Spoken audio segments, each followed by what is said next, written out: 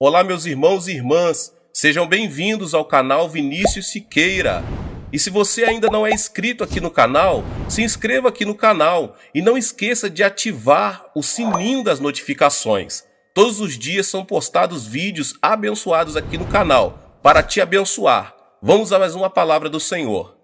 O poder da oração subjugou a força do fogo, reprimiu a fúria do leão, trouxe descanso à anarquia, extinguiu guerras, apaziguou os elementos da natureza, expulsou demônios, rompeu as cadeias da morte, abriu os portões do céu, curou enfermidades, repeliu fraudes, resgatou cidades da destruição, parou o curso do sol e deteve o avanço da tempestade. A oração é uma armadura eficiente, um tesouro que nunca diminui, uma mina que nunca se exaure, um céu que nunca fica coberto por nuvens, um céu sem tempestade. É a raiz, a fonte, a mãe de milhares de bênçãos. Crisóstomo. As orações de homens santos apaziguam a ira de Deus, afastam tentações, resistem ao diabo e o vencem, obtêm o ministério e o serviço de anjos, rescindem os decretos de Deus. A oração cura a enfermidade e obtém perdão, detém o curso do sol e para as rodas da carruagem da lua, governa sobre todos os deuses e abre e fecha as comportas da chuva, destrava o útero e apaga a violência do fogo, fecha a boca de leões e tranquiliza nosso sofrimento e cansaço causados pela violência da tormenta e da perseguição. Agrada a Deus e supre todas as nossas necessidades. Jeremiah Taylor. Mais coisas se conquistam pela oração do que este mundo pode imaginar. Portanto, deixe que sua voz se eleve como uma fonte a correr dia e noite. Pois no que são os homens melhores do que cabras e ovelhas, que nutrem uma vida cega em seu cérebro, se conhecendo a Deus, não erguem as mãos em oração, tanto por eles mesmos, como por aqueles a quem chamam amigos? Pois a terra está em todas as suas linhas e diâmetros, presa por cadeias de ouro aos pés de Deus. Tennyson. Oração perfeita é apenas mais um nome para amor. Fenelon. Diz-se a respeito de C.H. Spurgeon que ele passava do riso à oração com a naturalidade de alguém que vivia ao mesmo tempo em ambos os estados.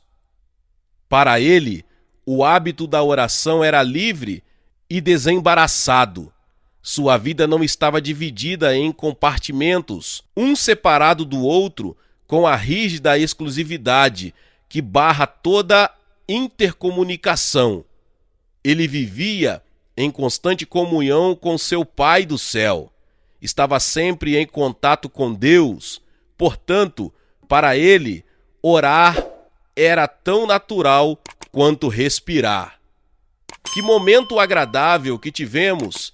Vamos agradecer a Deus por isso, disse ele a um amigo, certa ocasião, quando sob o céu azul e envolvido pelo brilho do sol, eles haviam desfrutado um feriado com o entusiasmo desimpedido próprio de meninos em idade escolar.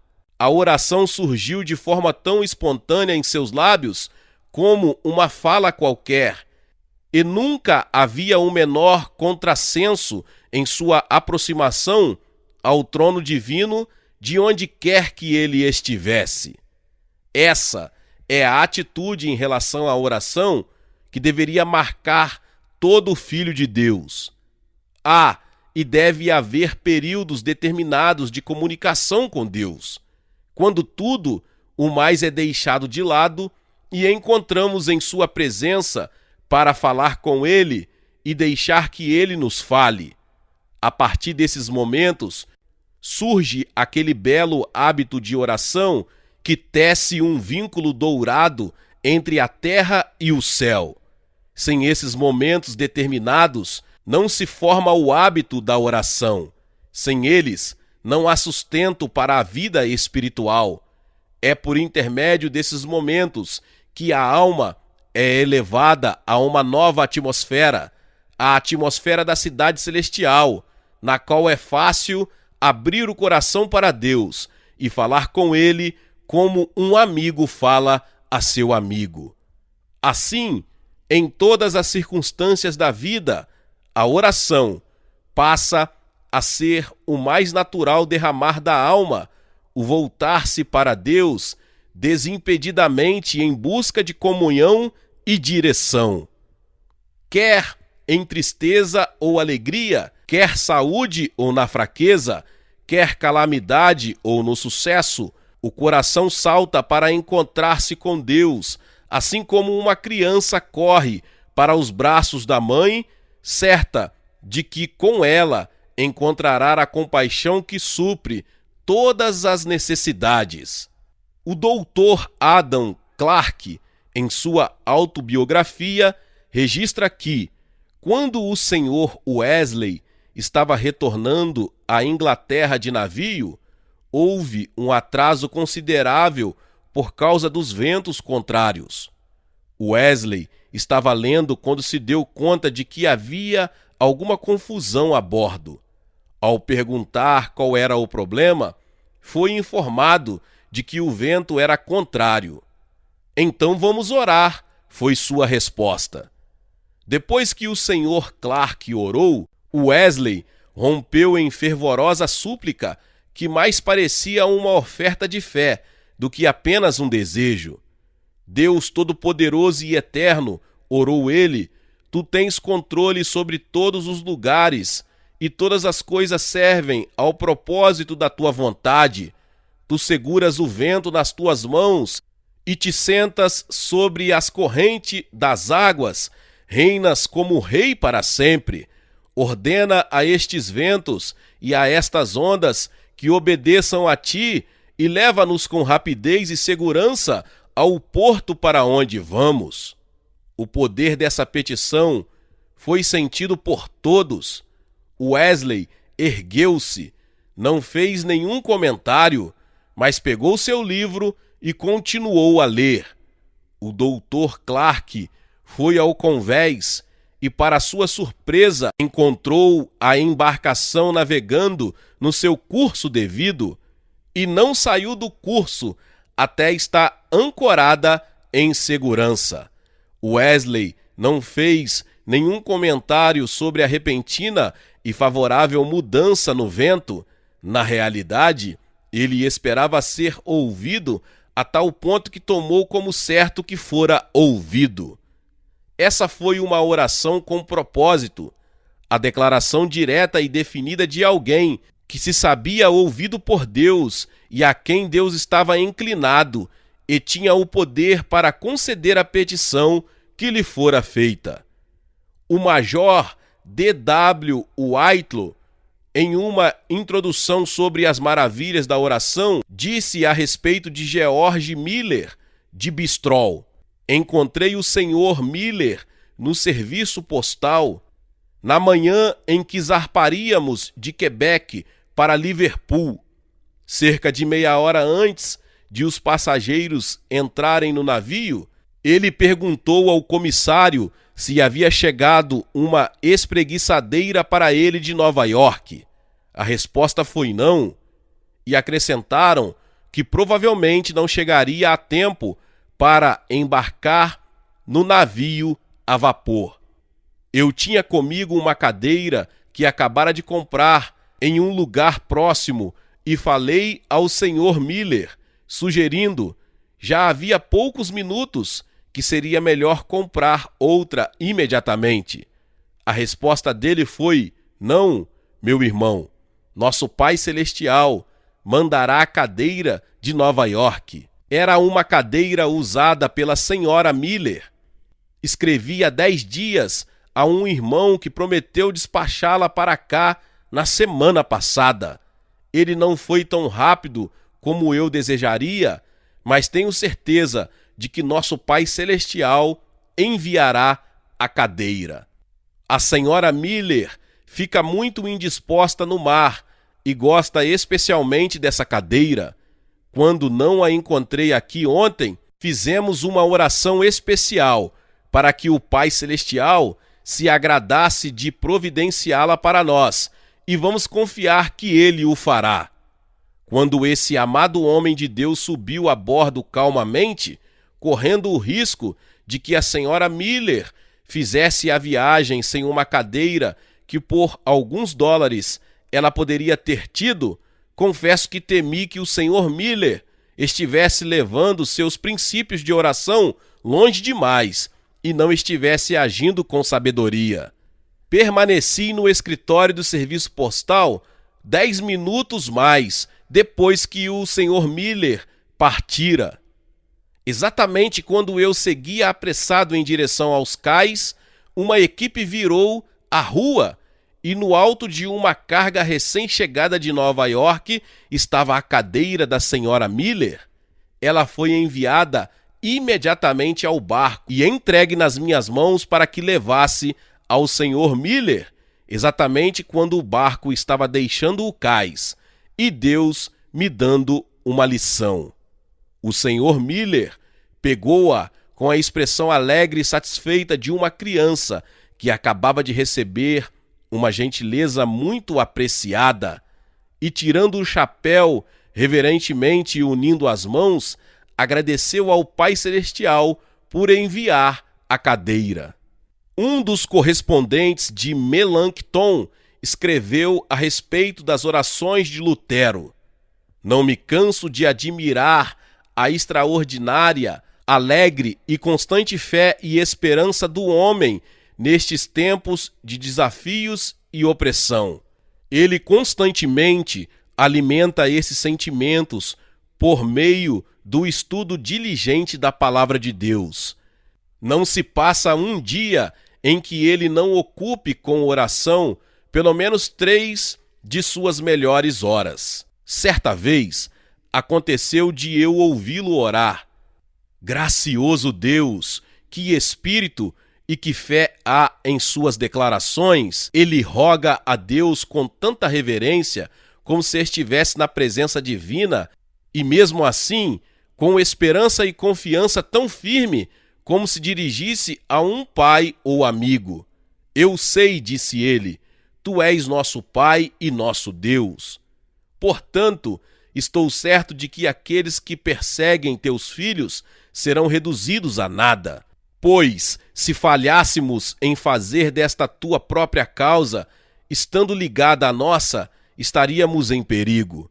Tudo isso diz respeito a ti. Nós, por tua providência, fomos compelidos a tomar parte. Portanto, tu serás nossa defesa. Enquanto ouvia Lutero orando dessa forma, a uma certa distância, minha alma parecia estar em chamas, ouvir o homem dirigir-se a Deus como a um amigo e, ao mesmo tempo, com tanta gravidade e reverência, e também ouvi-lo, no curso da oração, insistindo na promessa que está em Salmos, como se estivesse certo de que sua oração seria atendida. Um oficial do exército fez o seguinte relato a respeito de William Branwell, um notável pregador metodista da Inglaterra, admirável por seu zelo e oração. Em julho de 1811, nosso regimento foi direcionado para a Espanha, na época local de uma guerra sanguinária e prolongada. Minha mente inquietou-se dolorosamente só em deixar minha querida esposa e nossas 4 crianças indefesas em um país estrangeiro, desprotegidas e sem provisões. O senhor Branwell interessou-se muito por nossa situação e seu espírito compassivo parece ter notado os sentimentos agonizantes da minha jovem esposa. Ele suplicou ao trono da graça dia e noite em nosso favor. Minha esposa e eu passamos a noite que antecedia a minha marcha na casa de um amigo, em companhia do senhor Bramwell, que estava bastante pensativo e parecia estar em constante luta espiritual. Depois do jantar, ele repentinamente puxou a mão no peito, colocou-a no meu joelho e disse: Irmão Riley, lembre-se do que vou dizer. Você não irá para a Espanha. Lembre-se do que digo. Você não vai. Pois tenho lutado com Deus em seu favor. E quando meu Pai Celestial concede com misericórdia e me abençoar com poder para agarrar-me a Ele, eu não o deixo ir com facilidade. Não até ter sido favorecido com uma resposta. Portanto, você pode estar certo de que a próxima vez que eu tiver notícias suas, você estará instalado. Tudo aconteceu exatamente como ele dissera. No dia seguinte, a ordem de ir para a Espanha havia sido revogada. Esses homens oraram com um propósito. Para eles, Deus não estava distante, em alguma região inacessível, mas bem próximo, sempre pronto para ouvir o clamor de seus filhos. Não havia barreira entre eles. Eles tinham uma intimidade perfeita, se é que alguém pode empregar tal termo em relação ao homem e o Criador. Nenhuma nuvem obscurecia a face do Pai a seu filho confiante, que podia olhar para o alto, para o semblante divino e derramar-lhe os anseios do coração. Esse é o tipo de oração que Deus nunca deixa de ouvir. Ele sabe que ela vem de um coração unido ao dele, de alguém que está inteiramente entregue ao plano celestial. Por isso inclina os ouvidos e concede ao filho que implora a certeza de que sua petição foi ouvida e respondida. Não tivemos todos nós tal experiência quando, com o propósito firme e constante, buscamos a face de nosso Pai? Em agonia de alma, buscamos refúgio da opressão do mundo na antecela do céu. As ondas do desespero pareciam ameaçar destruição, e como não havia escape aparente em lugar nenhum, caímos, e como os discípulos do passado, sobre o poder do nosso Senhor, clamando para que Ele nos salvasse, senão pereceríamos. Então, em um piscar de olhos, acontecia. As grandes ondas se acalmavam, o vento uivante cessava com a ordem divina, a agonia da alma se transformava em paz e descanso à medida que todo o ser tomava consciência da presença divina, que trazia consigo a segurança da oração respondida e de uma doce libertação. Conto ao Senhor meus problemas e dificuldades e espero que me dê as respostas para eles, diz um homem de Deus. E é maravilhoso ver como um problema que parecia obscurecido se torna claro como cristal pelo auxílio do Espírito de Deus. Penso que muitas vezes os cristãos não recebem respostas para suas orações porque não esperam o suficiente em Deus. Apenas caem de joelhos e dizem umas poucas palavras e em seguida levantam-se, esquecem e esperam que Deus responda. Tais orações sempre me fazem lembrar do menino que toca a campainha de um vizinho e que logo em seguida corre o mais rápido que pode. Quando adquirimos o hábito da oração, entramos em uma nova atmosfera. Você espera ir para o céu? Perguntou uma pessoa a um escocês devotado. Por que, homem? Eu moro lá, foi a resposta singular e inesperada. Essa foi a declaração incisiva de uma grande verdade, pois todo o caminho para o céu já é céu para o cristão que anda perto de Deus o suficiente para ouvir os segredos que ele tem a nos contar. Essa atitude é belamente ilustrada em uma história de Horace Bushnell, contada pelo Dr. Parkes Cadman. Bushnell estava sofrendo de uma doença incurável. Certa noite, o reverendo Joseph Wischel visitou-o e sentaram-se sob o céu estrelado. Bushnell disse: "Um de nós deveria orar." Wischel pediu que Bushnell o fizesse e este iniciou a oração. Enterrando o rosto no chão, ele derramou o coração até que disse: "Wischel, relembrando o incidente, eu ficava com medo de estender a mão no escuro, com receio de tocar em Deus." Ter Deus tão próximo é entrar no Santo dos Santos, respirar a fragrância do ar celestial, caminhar nos deleitosos jardins do Éden. Nada, a não ser a oração, pode aproximar Deus e o homem nessa alegre comunhão. Essa foi a experiência de Samuel Rutherford, bem como é a experiência de qualquer um que passa pelo mesmo portão.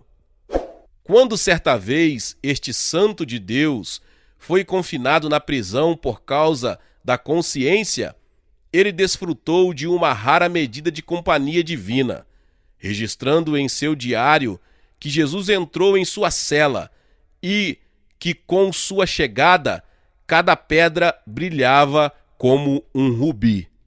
Muitos outros testemunharam dessa mesma comunhão, quando a oração se tornara o hábito de vida que significava mais do que qualquer outra coisa para eles. David Livingstone viveu no domínio da oração e conheceu sua gloriosa influência.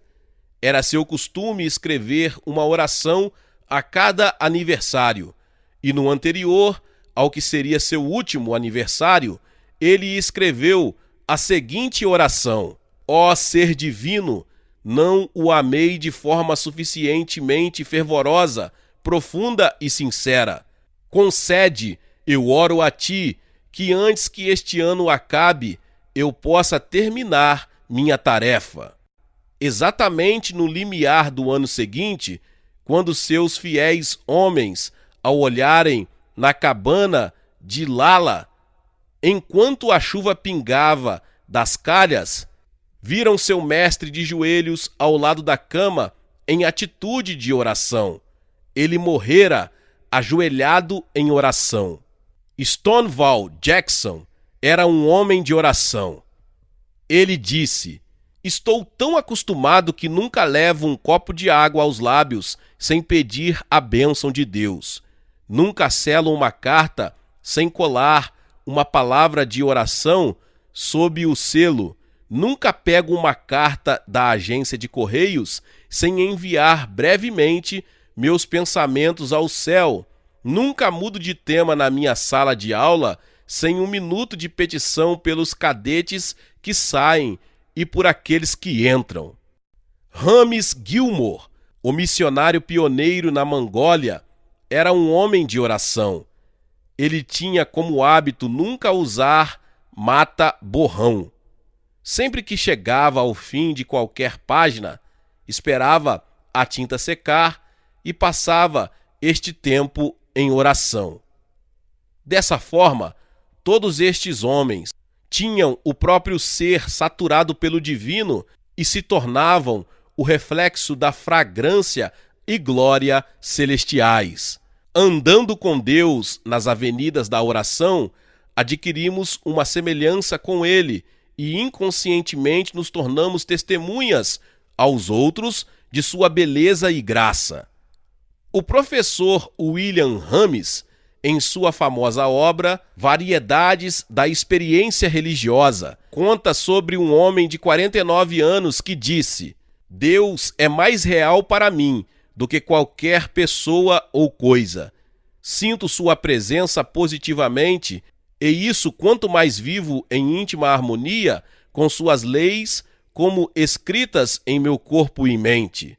Sinto-o no brilho do sol ou na chuva, e tudo isso misturado com uma deliciosa tranquilidade que descreve muito bem meus sentimentos.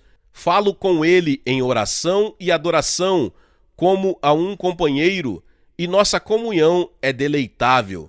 Ele me responde continuamente, muitas vezes com palavras tão claras que parece que meus ouvidos devem ter ouvido o tom, mas geralmente em fortes impressões mentais. Frequentemente se trata de um texto da Escritura que desvenda uma nova visão dele e de seu amor por mim e de seu cuidado por minha segurança. A ideia de que ele é meu e eu sou dele nunca me abandona. É uma alegria permanente. Sem ela, a vida seria um vazio, um deserto, um imenso e inacessível desperdício. Igualmente, é o testemunho do Sr. Thomas Browne, o amado médico que viveu em Neerwick em 1605 e que escreveu um livro incrível de ampla circulação, Religio Medici. Conquanto a Inglaterra estivesse passando por um período de confusão nacional e agitação política, ele encontrou conforto e força na oração. Ele escreveu em um diário encontrado entre seus documentos particulares após sua morte: resolvi orar mais e orar sempre, orar em todos os lugares que a quietude permitisse, em casa, na estrada e na rua, e que todas as ruas e passagens dessa cidade possam testemunhar que não me esqueci de Deus. Tenho como propósito sempre que passar por alguma igreja, aproveitar a ocasião para orar para que Deus possa ser adorado ali, em espírito, e que almas sejam salvas. Orar diariamente por meus pacientes doentes e pelos pacientes de outros médicos. Ao entrar em qualquer casa, dizer que a paz de Deus habite aqui. Depois de ouvir uma pregação, orar por bênção para a verdade de Deus e sobre o mensageiro.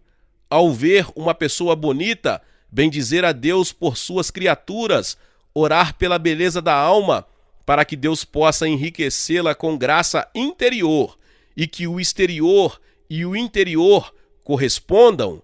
Ao ver uma pessoa deformada, orar a Deus para que conceda inteireza de alma e, por fim, conceder-lhe a beleza da ressurreição. Que exemplo de espírito de oração! Tal atitude representa a oração sem cessar, revela o hábito da oração em sua súplica incessante, em sua comunhão ininterrupta, em sua intercessão constante. Que exemplo também do propósito na oração! De quantos de nós pode ser dito que, ao passarmos por pessoas na rua, oramos por elas, ou quando entramos em uma casa ou em uma igreja levamos os moradores ou a comunidade em oração a Deus? A aplicação da nossa negligência ou esquecimento reside no fato de que a oração para tantos de nós é simplesmente uma forma de egoísmo. Significa pedir algo para nós mesmos. Nada mais do que isso. Precisamos orar para sermos libertos de tal atitude. Glória a Deus, aleluia, que palavra poderosa. Talvez você chegou aqui pela primeira vez e ainda não é inscrito aqui no canal. Se inscreva aqui no canal, ative o sininho das notificações. Todos os dias são postados vídeos abençoados aqui no canal para te abençoar. Deixe também o seu like e não se esqueça de compartilhar esta palavra com mais pessoas. Meus irmãos e minhas irmãs, nos vemos nos próximos vídeos. Amém.